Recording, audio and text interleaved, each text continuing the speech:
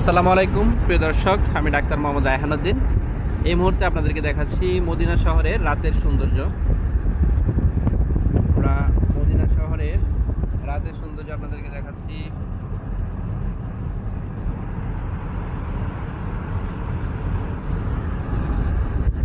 দেখতে পাচ্ছেন